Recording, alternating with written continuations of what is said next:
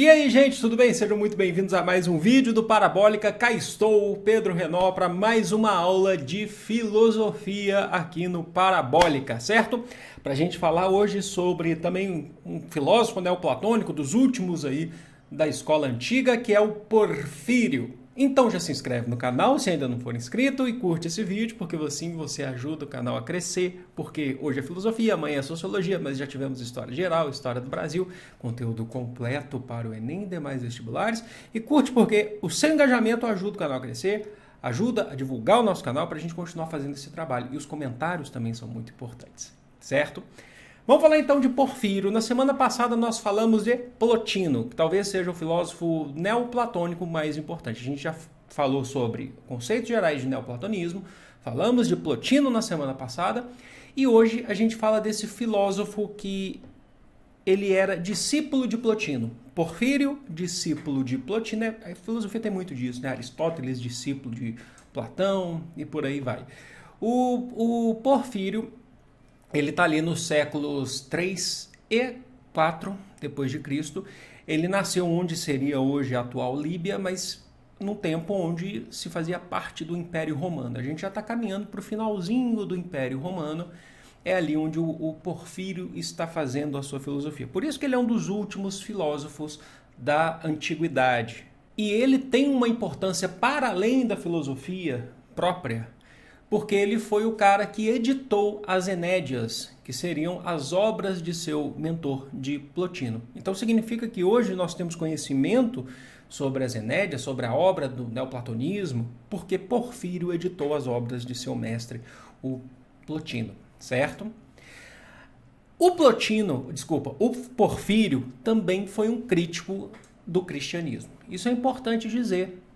A gente não tem muitos relatos, mas nós sabemos sim que ele foi um crítico do cristianismo, até mesmo porque as obras, né, ele escreveu uma obra dividida em vários volumes, chamado Contra os Cristãos, e muitas coisas se perderam. O que a gente tem hoje são fragmentos dessas obras. Muitas coisas, inclusive, certamente foram destruídas durante a Idade Média, entre outras coisas. Mas ele também dá uma contribuição para muitas coisas que vêm na Idade Média, inclusive dentro do cristianismo, tá? Mas ele fazia essas críticas aos cristãos. Ele alegava, inclusive, que Jesus, ele não negava a existência, por exemplo, de Jesus, lembrando que ele está 2 séculos aí para frente, mas ele não negava a existência de Jesus, mas afirmava que se tratava de um filósofo em seu tempo. Nada de milagres, nada de um ser superior aos outros. E teceu muitas críticas mesmo, a obra dele, né, dividida em vários volumes, contra os cristãos. Na verdade, é uma crítica ao Antigo Testamento, a base dos textos cristãos, que é principalmente o livro de Daniel, que ele fala que o livro de Daniel, que cabe no Antigo Testamento como um dos livros de profecias, que na verdade ali você está falando de metáforas sobre o período de governo de Antíoco IV da Macedônia, que é um dos reis da Macedônia que sucedeu aí o Alexandre, né, o Alexandre da Macedônia. E o que vem depois da obra sobre a existência de Antíoco IV, segundo ele, são ficções e não profecias. Então ele fez críticas aos cristãos, como vários outros fizeram também. Ele está vivendo dentro do período do Império Romano, mas ainda assim um período que o Império Romano ainda está descobrindo o cristianismo, ainda está em um processo que vai chegar à conversão do Império ao cristianismo, que é o Édito ou Edito de Tessalônica, que vai ser um tempo depois ainda depois da morte ainda do Porfírio.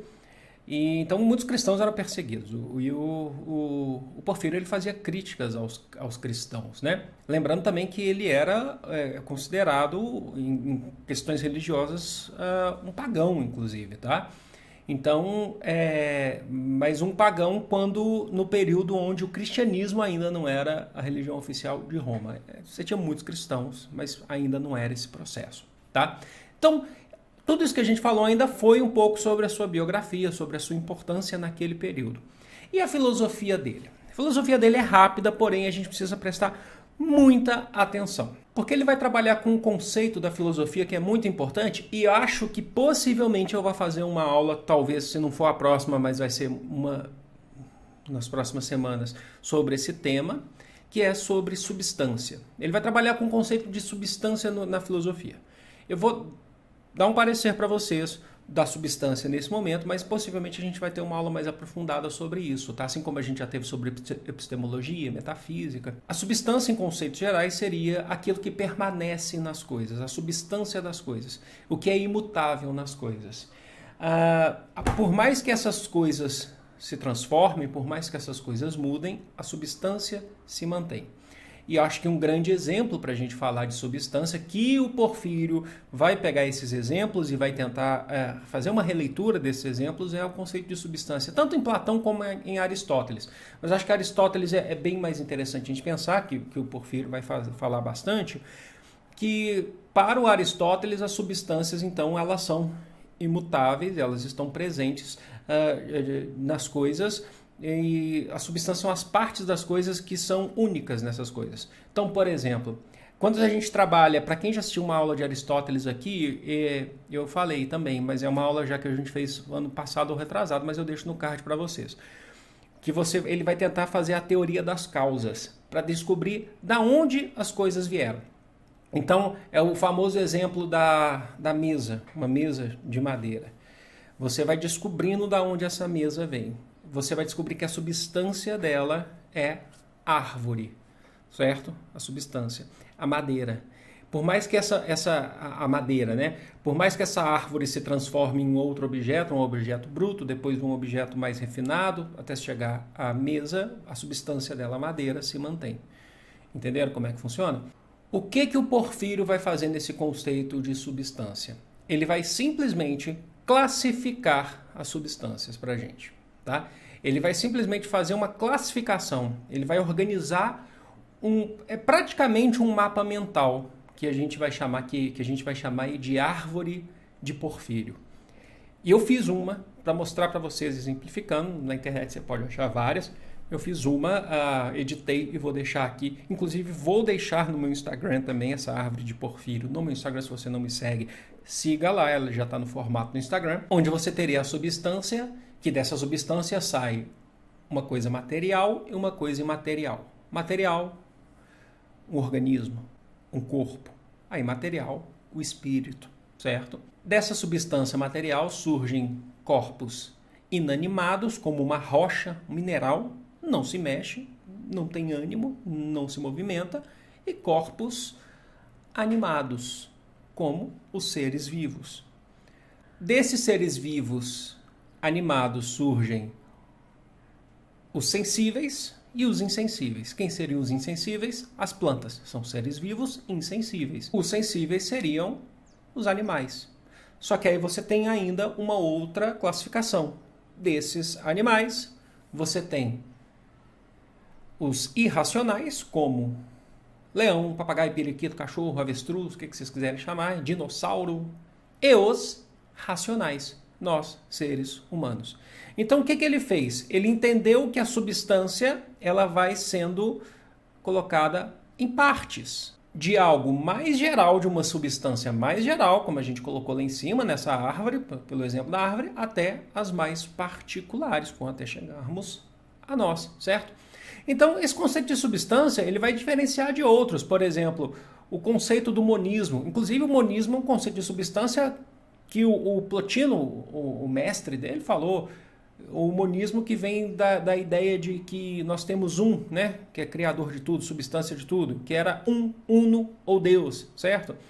Você tem outros que vão falar do dualismo, que existem duas substâncias.